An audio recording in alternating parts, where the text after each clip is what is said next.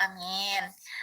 Jadi di sini, Noe mau ngejelasin tentang materi, yang selanjutnya untuk THT, yaitu ada prebiskusi, cerumen prof, mabuk perjalanan, trauma akustik akut, trauma aurikuler, dan furunkel pada hidung. Sebelumnya, waktu di blok SS sendiri kayaknya belum pernah tuh ya kayak denger materi prebiskusis, makanya aku tuh bingung tadi, bingung nyari prebiskusis ini di mana, karena materinya juga cuman sedikit kalau di buku. Nah, jadi prebiskusis ini itu merupakan salah satu gangguan pendengaran pada geriatri. Nah, jadi dia ini mungkin munculnya bakal di geriatri dan periatri kali ya, di blok selanjutnya mungkin. Jadi kalau misalnya baca di buku gangguan pendengaran pada geriatri, di situ akan muncul ada tuli konduktif, ada tuli sensori neural. Nah, nama lain dari tuli sensori neural ini adalah prebiskusis. Nah, jadi di sini nih definisinya dia merupakan jadi kan ada tuli itu ada yang tuli konduktif, ada tuli sensori neural. Jadi kalau tuli konduktif gangguannya itu di hantarannya. Biasanya di telinga eksternal dan maupun tengah. Dan juga telinga bagian dalam mungkin udah hampir dekat ke saraf ya. Nah, jadi kalau yang udah masuk ke telinga dalam itu dia gangguan dari tuli sensori neural. Nah, biasanya kalau prebiskusis ini dia terjadi pada usia di atas 65 tahun dan simetris bilateral. Artinya dia di kanan dan kiri telinganya. Nggak cuma kanan doang, nggak cuma kiri doang. Nah, ini frekuensinya ini dapat dimulai dari 1000 Hz. Nah, untuk progresivitasnya, maksudnya progresivitasnya di sini adalah kecepatan penurunan pendengarannya itu dipengaruhi oleh usia dan jenis kelamin. Biasanya laki-laki lebih cepat daripada perempuan. Nah, untuk etiologi dan patofisiologinya, adanya proses degenerasi sebenarnya. Jadi kalau misalnya gimana ya? Kalau misalnya masih muda itu biasanya regenerasi sel itu lebih baik kan. Nah, kalau pada orang yang tua terjadi proses penuaan koklea sehingga terjadi degenerasi berupa perubahan struktur koklea dan nervus 8 atau vestibulo akustikus. Nah, jadi dia di situ sudah tidak semudah itu untuk regenerasi lagi gitu. Jadi kalau misalnya dia rusak, ya udah dia akan rusak gitu, lebih cepat rusak dan lebih susah untuk diregenerasi gitu. Nah, selanjutnya juga bisa akibat dari atrofi dan degenerasi pada sel rambut penunjang di organokorti. Atrofi berarti pengecilan, terus ada degenerasi berarti perubahan struktur. Selanjutnya ada atrofi striae vascularis. Nah, berarti ini kalau striae vascularis ada di sekitar sini nih. Nah, ini vaskular. Nah, jadi kalau misalnya dia ada gangguan dari vaskularnya, terutama di pertengahan dan atas koklea, dia juga bisa mengganggu sel-sel yang ada di sana, bisa jadi degenerasi karena kekurangan nutrisi dan oksigen untuk untuk kerjanya lah.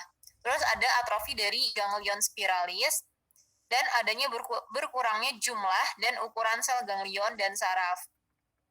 Jadi ini bisa dibilang ya ini patofisiologis gimana ya?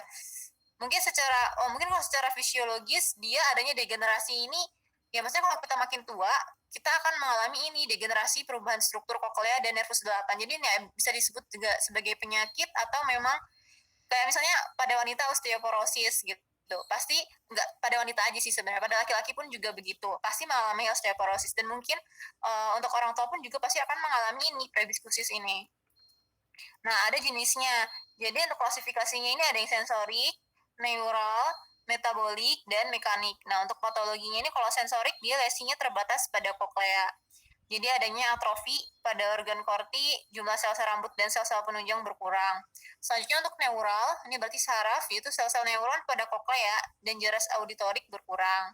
Terus untuk metabolik, nah kalau untuk metabolik ini akibat adanya atrofi stria vascularis, gangguan peredaran darah, gangguan vaskularisasi. Terus menyebabkan potensial mikrofonik menurun, fungsi sel dan keseimbangan biokimia atau bioelektrik koklea berkurang. Selanjutnya untuk mekanik, berarti kalau mekanik kan gerakan ya, jadi perubahan gerakan mekanik ductus cochlearis. Adanya atrofi ligamentum spiralis, sehingga membran basilarus lebih kaku. Nah, ini letak-letak lesinya. Terus selanjutnya ada tanda dan gejala. Tanda dan gejalanya berkurangnya pendengaran bisa perlahan, bisa progresif, simetris pada kedua telinga, terus nggak tahu kapan mulainya, nggak secara pasti, jadi nggak mendadak juga gitu, bisa jadi perlahan dan jadi dia perlahan dan juga progresif gitu, cepat. Terus telinga bisa disertai dengan telinga berdenging, tinnitus nada tinggi. Kalau misalnya ada nada tinggi ya dia pasti akan berdenging. Terus sulit memahami percakapan di tempat bising atau nama istilahnya itu cocktail party deafness. Jadi dia kalau misalnya kalau misalnya dia ngobrol dengan kalau misalnya dia sulit untuk memahami suatu percakapan apabila latar belakangnya itu suaranya berisik gitu. Nah, bila intensitas suara ditinggikan akan timbul nyeri gitu. Faktor kelelahan saraf. Selanjutnya ada diagnosisnya, bisa menggunakan otoskop, tes penala, audiometri nada murni, dan audiometri tutur. Bisa dilihat aja di sini kalau dia positif kalau ya memberhentikannya suram, mobilitasnya berkurang. Kalau tes penala bisa pakai Weber, Rine, Squabach. Itu didapatkan tuli sensori neural. Terus kalau audiometri nada murni ditemukan tuli saraf tinggi, terus bilateral, simetris. Nah, kalau audiometri nada murni ini kan dia kalau nggak salah dicek pakai nada-nada gitu kan, dia bisa dengernya sampai frekuensi yang berapa gitu kalau nggak salah. Terus ada audiometri tutur, ini adanya gangguan diskriminasi bicara, jadi kalau misalnya dari jarak berapa disuruh nyebutin kata yang sama gitu, dia bisa ngucapinnya sama atau enggak gitu kalau nggak salah. Terus tata laksananya, karena dia ini gangguannya udah karena tua, jadi ya pakai alat bantu dengar, pakai peralatan bantu. Mungkin peralatan bantu ini bisa pakai speaker gitu kalau ngobrol di rumah, nggak masalah. Terus pakai implan koklea, pasang implan koklea operasi. Terus belajar membaca gerak bibir, terus latihan mendengar, diet juga, karena ini kan ada dari metaboliknya juga, terus menghindari suara atau tempat yang bising. Udah cukup itu. Berhubung dia 3A juga, ya gimana ya, prebiskus. Ya gimana ya, mungkin kalau misalnya kita ketemu sama pasien kayak gitu ya kita cuma bisa sampai diagnosis aja gitu. Kalau misalnya dia mau dapat alat bantu dengar, kalau misalnya dia mau implan koklea kan pasti harus ke spesialis gitu. Seenggaknya yang harus kita tahu adalah kalau misalnya dia usianya tua, terus kalau dia kurang mendengar ya, terus dia udah tua ya pokoknya ya udahlah, itu udah udah dari sananya gitu kan. Tapi nggak bisa gitu juga sih. Pokoknya tadi udah ada patofisiologinya. Terus ada cerumen prop. Cerumen prop ini nama lainnya adalah impacted cerumen atau cerumen obstruens. Nah, jadi impaksi ya, cerumen yang menumpuk dapat menyebabkan impaksi. Nah, kalau misalnya ada yang masih ingat, dulu kita ada relawan sama Kak Nabila di mana ya? Pokoknya waktu itu rame banget. Ada Feby ada kayaknya, Nirvana kayaknya ada Kak Aris, dia telat datangnya. Itu kan kita bakal sebelum relawan yang ngasih alat bantu dengar gratis, itu dia Starkey. apa? Sparky ya namanya. Nah, itu kita ada relawan itu kalau masih ada loh. Itu nggak ada, Feb. Maaf ya, lupa. Ada nggak sih? Adalah, maaf ya, ada, lanjutin aja. Nah, jadi itu bisa ngebersih. Dia cek dulu telinganya kotor atau enggak, baru nanti dicek lagi. Kalau misalnya mau ngecek dengan tes penala, itu harus ngebersihin dulu ininya. Kalau ngebersihin ini dulu, jadi kita bisa tahu nih dia ini gangguannya. Kalau misalnya dia tuli konduktif karena adanya kotoran ini, ya bisa dihilangin lah gitu kan. Terus nanti apakah masih ada tuli konduktif lainnya, jadi kayak gangguannya itu bukan karena kotoran doang gitu loh. Misalnya dia ada di bagian mana gitu lah, nggak tahu, nggak jelas gue ngomong apa dah. Nah, pokoknya harus dibersihin. Definisi, cerumen yang menumpuk dapat menyebabkan impaksi. Impaksi ini obstruksi ya. Nah, jadi ini terbentuk karena gangguan dari mekanisme pembersihan cerumen atau produksi cerumen yang berlebih. Nah, harusnya cerumen ini kan bisa keluar sendiri. Ada nggak ya di sini? Nah, jadi cerumen ini harusnya keluar sendiri. Jadi kulit pada telinga ini, dia itu regenerasinya itu dia dari permukaan yang paling dalam itu keluar gitu. Jadi makanya nanti bakal bersihnya itu, metode pembersihnya itu dia bakal keluar gitu bersama dengan epitel-epitel yang lama ini, karena yang bagian belakangnya ini dia juga tumbuh gitu loh. retribusi, apa sih regenerasi. Nah, gitu ya. Nah, sumbatan serumen kalau misalnya tersumbat kayak tadi itu ya, terdiri dari sekresi kelenjar serumen yang bercampur dengan sebum, debris eksfoliatif, dan kontaminan. Terus etiologi dan patofisiologinya, pembersihan yang telinga yang tidak tepat. Misalnya kalau pakai cotton bud kedorong ke dalam, udah pasti udah sering lah ya denger-dengar kayak gini. Terus obstruksi serumen pada liang telinga disebabkan oleh impaksi atau pembengkakan sumbatan serumen. Nah, jadi kalau misalnya karena dia tuh sifatnya semen ini dia bisa ngembang kalau kena air gitu. Jadi dia bisa menyebabkan pembengkakannya. Terus dengan bertambahnya umur, kulit meletus itu semakin kering. Dan perubahan dari sekret itu dapat menyebabkan serumen menjadi keras dan sulit dikeluarkan. Jadi kalau keras kan dia nempel misalnya di dinding meatus acusticus externusnya, dia susah untuk keluar. Terus gejalanya apa ya? Rasa penuh, sehingga menyebabkan penurunan pendengaran, tuli kognitif. Kalau kena air dia bisa mengembang, jadi rasa ada menimbulkan rasa tertekan. Dan yang paling penting adalah gangguan pendengarannya ini yang mengganggu. Beberapa pasien ada yang mengeluh vertigo dan tinnitus. Terus diagnosisnya apa? Bisa dilihat dengan otoskopi. Dilihat dengan otoskopi, kalau misalnya ada warna kuning, kecoklatan, ya pasti serumen lah ya. Ya pasti serumen. Kalau misalnya dia masa, mungkin dia nggak akan kayak gini. Kayaknya bakal khas banget kayak kalau dia masa. Terus konsistensi dari serumen dapat bervariasi, jadi bisa lembek, bisa juga kering. Nah, untuk evaluasi adanya perforasi membran timpani, biasanya harus dibersihin dulu ininya. Riwayat fraktur tulang temporal atau pembedaan telinga, ini evaluasi. Nah, jadi dibersihin. Kenapa ini dibersihin? Itu untuk melihat apakah adanya perforasi membran timpani, apakah bagaimana dengan riwayat fraktur tulang temporal atau adanya pada pembedaan telinga gitu. Ini harus dibersihin untuk melihat itu. Terus untuk penata laksanaannya jadi serumen harus dibersihkan sesuai dengan konsistensi. Kalau serumennya lembek, ya dibersihin aja pakai kapas yang dililitkan pada pelilit kapas. Kalau lembek dan di luar ya, masihan. Kalau misalnya dia udah di dalam, kayaknya agak sulit. Terus serumen yang keras dikeluarkan dengan pengair atau kuret. Nah, ini kalau misalnya dia keras bisa pengair atau kuret, atau kalau misalnya di sini nanti ada irigasi juga. Nah, apabila dengan cara ini serumen tidak dapat dikeluarkan, maka serumen harus digunakan lebih dahulu dengan tetes karbogliserin 10% selama 3 hari. Selanjutnya, serumen yang sudah terlalu jauh terdorong ke dalam liang telinga sehingga dikhawatirkan menimbulkan trauma pada membran timpani sewaktu mengeluarkannya, dikeluarkan dengan cara suction atau mengalirkan atau irigasi air hangat yang suhunya disesuaikan dengan suhu tubuh. Jadi kalau misalnya masih ingat dulu ada mangkok yang bentuknya koma itu dideketin di pipi pasien, biasanya anak-anak, terus daun telinganya ditarik mendatar, terus nanti ada kayak suntikan kayak gitu yang isinya air hangat diarahin ke bagian superior dari meatus acusticus externusnya, baru disemprotin di situ, baru nanti airnya itu bawa keluar kotorannya ya, membersihkan ini. Nah, jadi tapi sebelumnya harus dilihat dulu kalau misalnya ya membran timpaninya juga. Jadi ini nggak boleh kalau misalnya sumbatannya itu full. Kalau nggak boleh kayak giniin kalau sumbatannya full. Jadi kita lihat sesuaiin aja ya urutannya. Irigasi merupakan cara yang halus, benar. Boleh dilakukan bila membran timpani intak.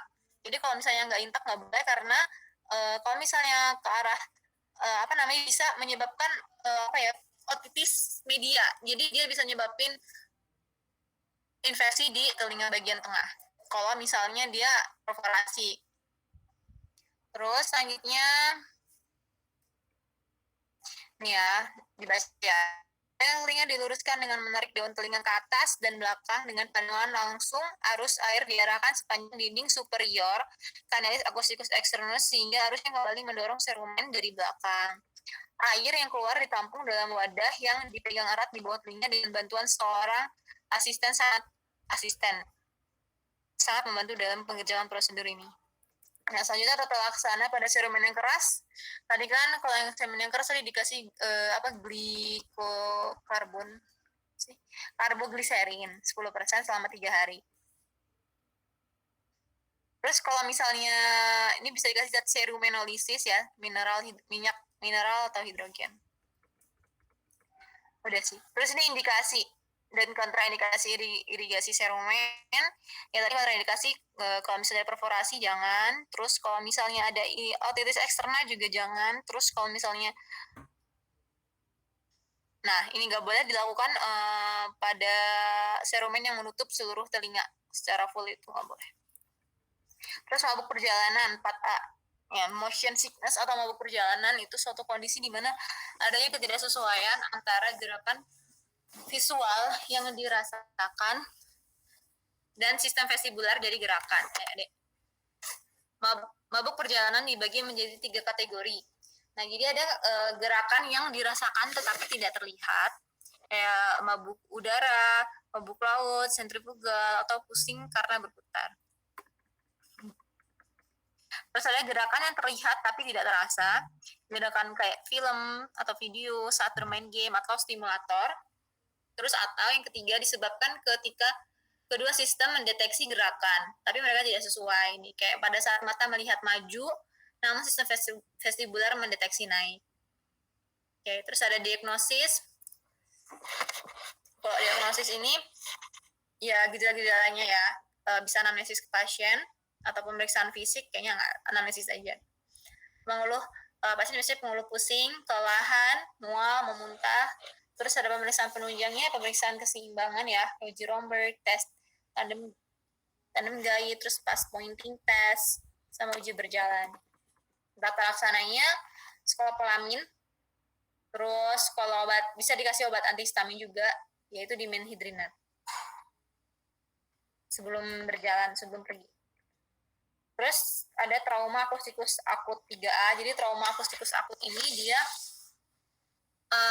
gangguan pendengaran yang disebabkan oleh adanya suara dengan frekuensi tinggi yang sesaat gitu. Jadi langsung rusak gitu. Kayak misalnya ada bom atau ada petasan yang suaranya itu gede banget. Kan ada sih petasan yang suaranya itu taunya gede banget.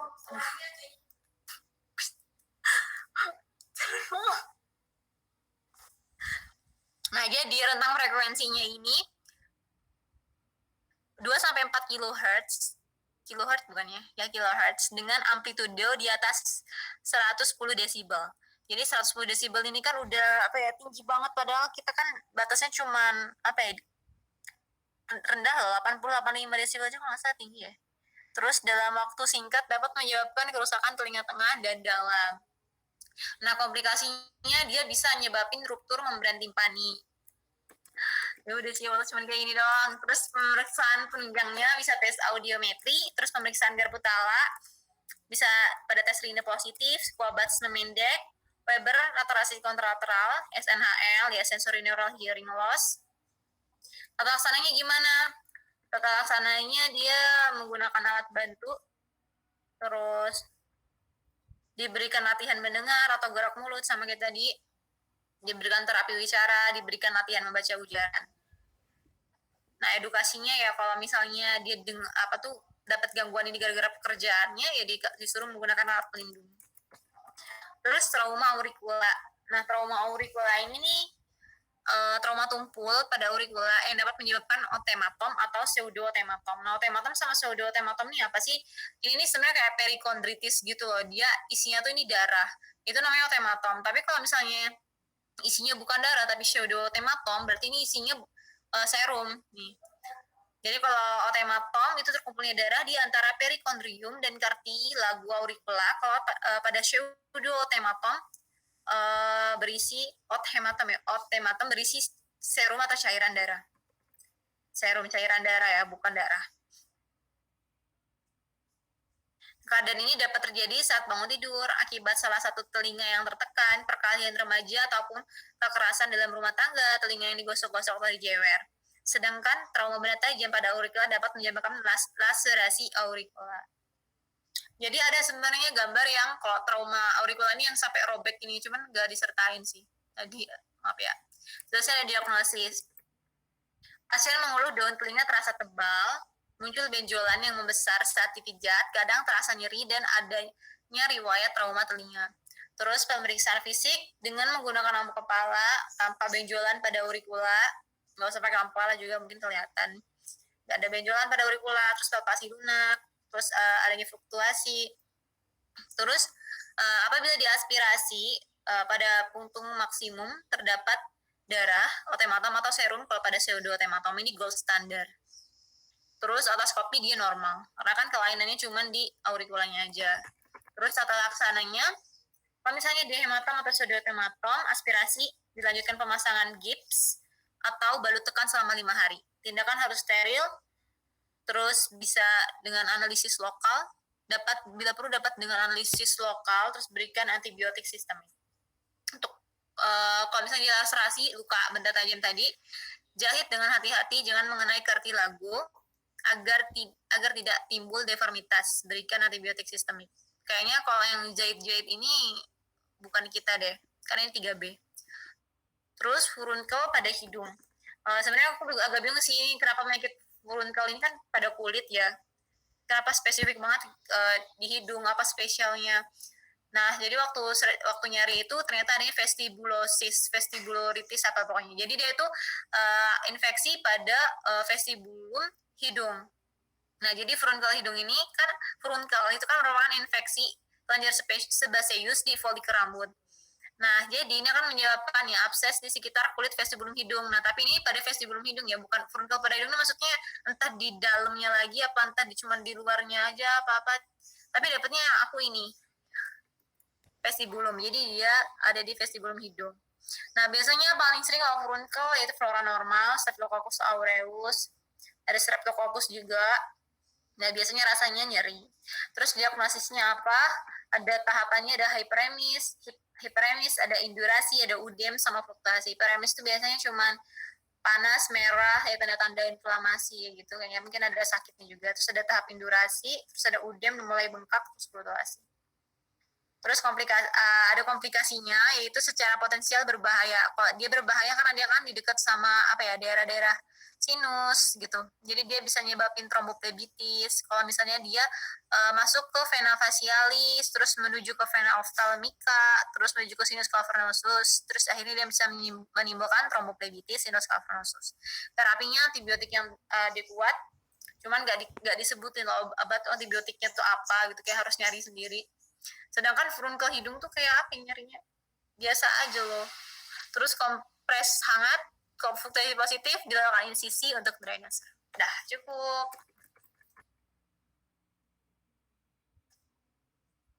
Halo. Selesai, No. Udah selesai. Halo. Wah, makasih, Noe. Makasih. Makasih, Noe. Enggak. Cuy. Noe